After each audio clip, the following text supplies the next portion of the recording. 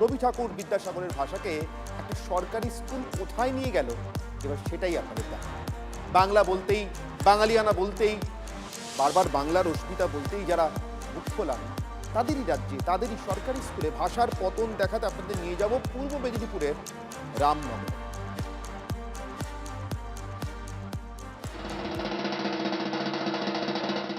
রাজ্যের সব স্কুলের মতো পূর্ব মেদিনীপুরের রামনগর বালিকা বিদ্যালয়েও সরস্বতী পুজোর ঢাকে কাঠি।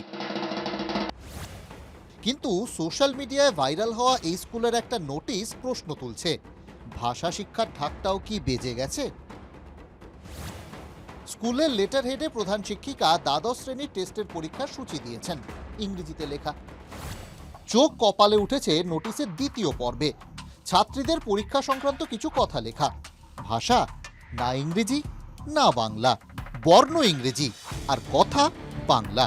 স্কুলের বিজ্ঞপ্তিতে সোশ্যাল মিডিয়ার বাংরেজি। লেখার মতোই অদ্ভুত স্কুলের প্রধান শিক্ষিকার যুক্তিটাও। এরকম ধরনের কাজ অনেক স্তরে হয়, এটা তো ভুল কিছু নয়। এটা শিক্ষালয়ে আমি কিন্তু ইংরেজির শিক্ষিকা, আমি বাংলা হরফে টাইপ করতে জানি না, আমি প্রত্যেকটা ক্লাসে ইংরেজি পড়াই।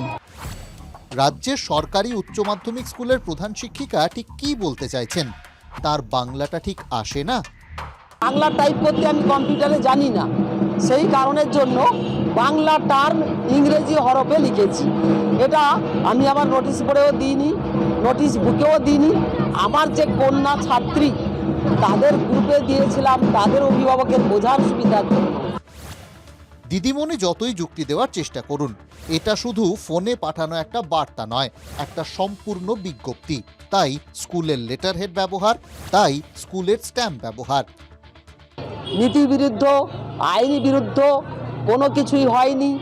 আমার এবং ছাত্রী অভিভাবকের মধ্যে সীমাবদ্ধ রেখেছি, তাদের গ্রুপে পাঠিয়ে তাদের সুবিধার জন্য এই কাজটি আমি করেছি। নিজের ভাষা নিজের গর্ব, কিন্তু এক সরকারি স্কুলের প্রধান শিক্ষিকা নিজের ভাষাকে এভাবে খাটো করতে পারলেন? 1956 সালে প্রতিষ্ঠিত রামনগর বালিকা বিদ্যালয়ের এমন হাল, না ইংরেজি না বাংলা।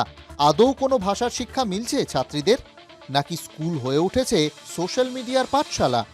পূর্ব মেদিনীপুর থেকে কনিষ্ক মাইতির রিপোর্ট, TV9 বাংলা।